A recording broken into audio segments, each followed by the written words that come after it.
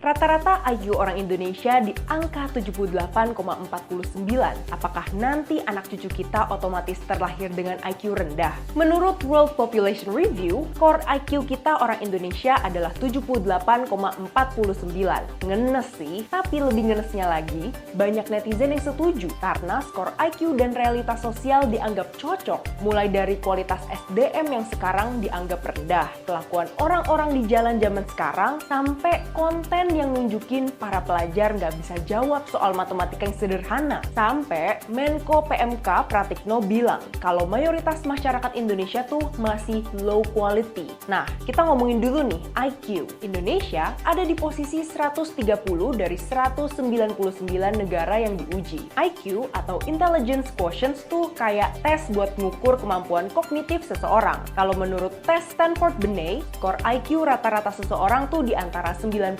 sampai 109. Berarti kalau kita mengacu sama tes Stanford Binet, IQ orang Indonesia di atas kertas emang jauh dari rata-rata ya. Tapi, Wamen Pendidikan Tinggi Sains dan Teknologi, Stella Christie sempat bilang kalau dia nggak percaya sama sekali dengan tes IQ. Menurutnya itu udah nggak relevan lagi sama sekarang karena kemampuan berpikir seseorang bisa meningkat seiring berjalannya waktu tergantung dengan faktor pendidikannya. Jadi, apa dong yang bikin kita dianggap low quality kalau bukan IQ? Menurut data Badan Pusat Statistik atau BPS, di 2024 penduduk Indonesia yang lulus perguruan tinggi cuma 10,2% dan yang lulus SMA sekitar 30,85%. Sedangkan penduduk yang lulus SMP 22,79% dan lulus SD sebanyak 24,72%. Nah, kalau rata-rata lama sekolah, penduduk Indonesia sebenarnya beragam, tergantung provinsinya. Kalau di Jakarta, rata-rata sekolah cuma selama 9 tahunan atau ibaratnya sampai kelas 3 SMP doang. Tapi kalau di Provinsi Papua Pegunungan, cuma 5,1 tahun atau setara dengan jenjang SD. Kondisi ini beda banget ya sama Singapura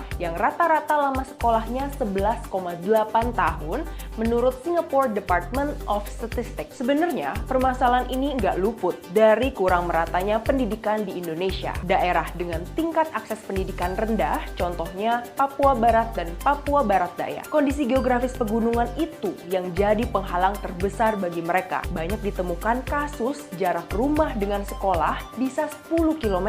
Belum lagi masalah tingkat ketidakhadiran guru, gak usah jauh-jauh ke Papua. Di Pulau Jawa sekalipun masih banyak banget kasus sulitnya akses menuju sekolah. Padahal, kurikulum pendidikan di negara kita terus di-upgrade. Bahkan katanya mengadaptasi dari negara-negara maju. Tapi tetap aja, pelaksanaannya nggak maksimal. Kalau kita lihat Vietnam, sesama negara berkembang, tapi kualitas pendidikannya berkualitas tinggi. Hasil sistem pendidikan Vietnam berhasil dapat skor 525 dari program for International Student Assessment dan Trend International Mathematics and Science Study. Skor itu setara loh bahkan sama Cina. Hasil Indonesia di bawah rata-rata, cuma dapat skor 403. Kunci kesuksesan Vietnam ini karena pemerintahnya berhasil maksimalin kualitas belanja anggaran untuk pendidikan. Ditambah lagi besarnya investasi buat nyiapin fasilitas sekolah dan pemerintahnya juga ketat banget dalam seleksi dan dukung perkembangan guru. Sebenarnya pemerintah kita udah sadar dengan masalah ini. Makanya pemerintah masih berusaha ningkatin kualitas